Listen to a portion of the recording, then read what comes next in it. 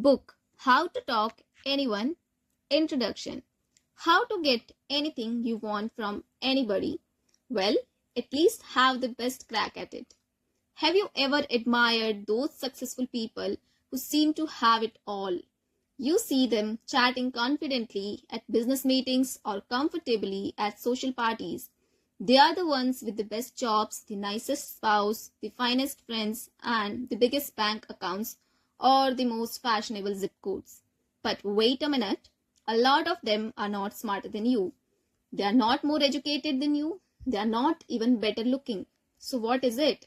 Some people suspect they inherited it, others say they married it or were just plain lucky. Tell them to think again. What it boils down to is their more skillful way of dealing with fellow human beings. You see, nobody gets to the top alone.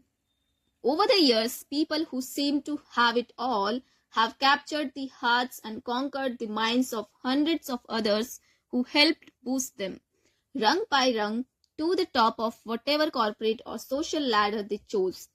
Wannabes wandering around at the foot of the ladder often gaze up and grouse that the big boys and big girls at the top are snubs. When big players don't give them their friendship, love, or business, they call them cliquish or accuse them of belonging to an old boy network. Some grumble they hit their heads against a glass ceiling.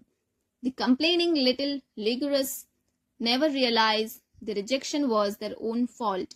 They will never know they blew the affair, the friendship, or the deal because of their own communications fumbles.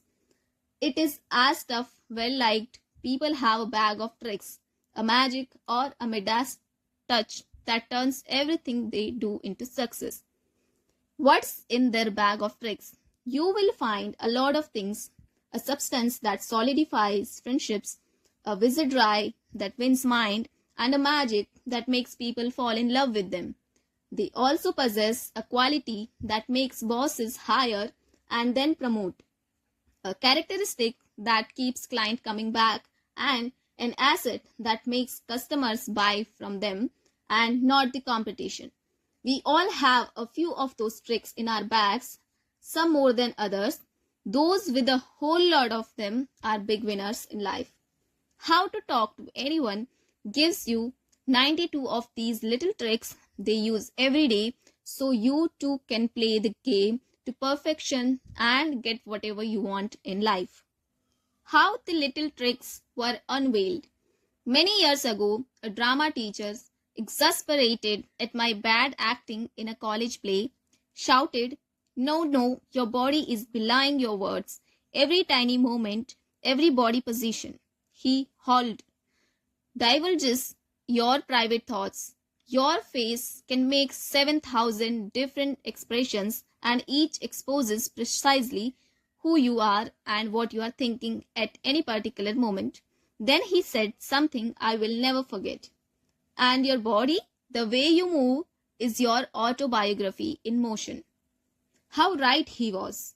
On the stage of real life, every physical move you make subliminally tells everyone in eyeshot the story of your life. Dogs hear sounds our ears can't detect.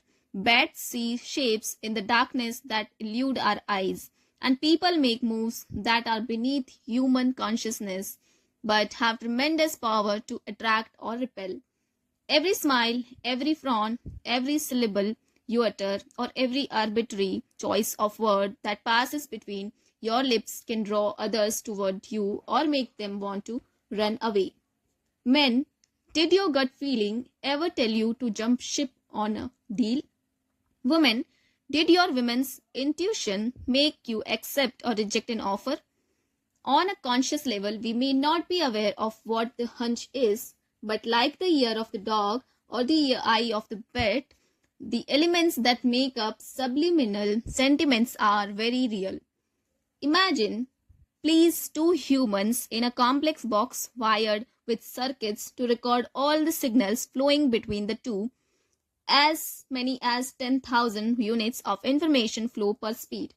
Probably the lifetime efforts of roughly half the adult population of the United States would be required to sort the units in an hour's interaction between two subjects, a University of Pennsylvania Communications Authority estimates.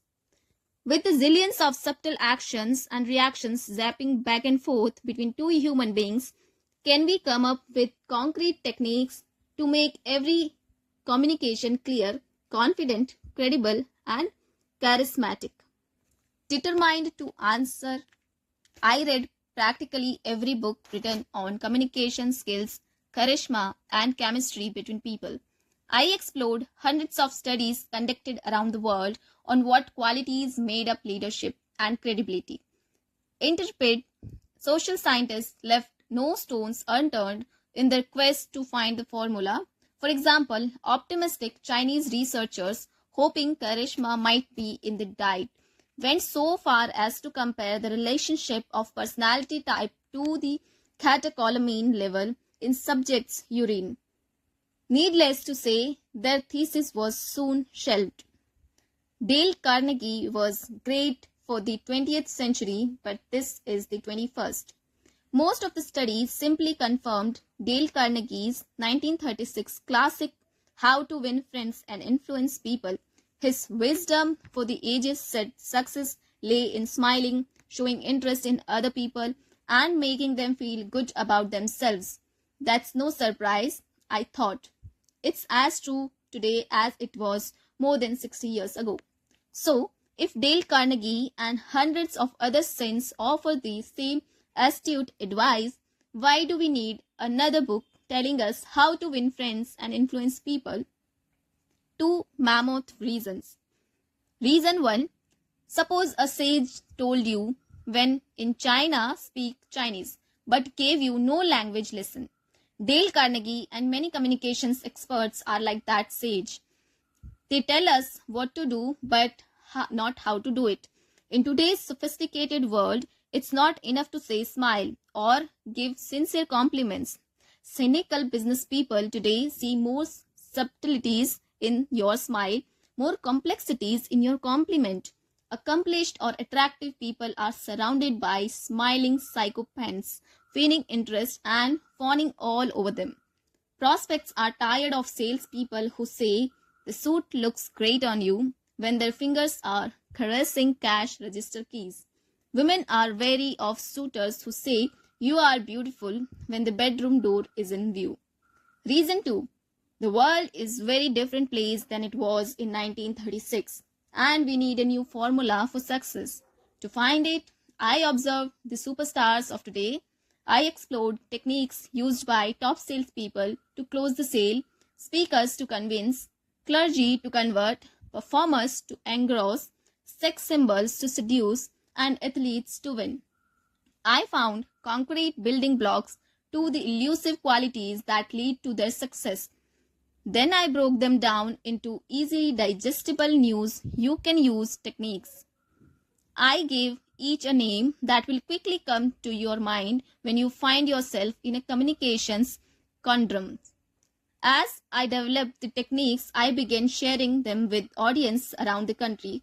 Participants in my communications seminars gave me their ideas. My clients, many of them CEOs of Fortune 500 companies, enthusiastically offered their observations. When I was in the presence of the most successful and beloved leaders, I analyzed their body language and their facial expressions. I listened carefully to their casual conversations, their timing, and their choice of words. I watched as they dealt with their families, friends, associates, and adversaries. Every time I detected a little nip of magic in their communicating, I asked them to pluck it out with tweezers and expose it to the bright light of consciousness. We analyzed it together, and I then turned it into an easy-to-do little trick others could duplicate and profit from. My findings and the strokes of some of those very effective folks are in this book. Some are subtle, some are surprising, but all are achievable. When you master them, everyone from new acquaintances to family, friends, and business associates will happily open their hearts, homes, companies, and even wallets to give you whatever they can. There is a bonus. as you sail through life with your new communication skill, you will look back and see some very happy givers smiling in your wake.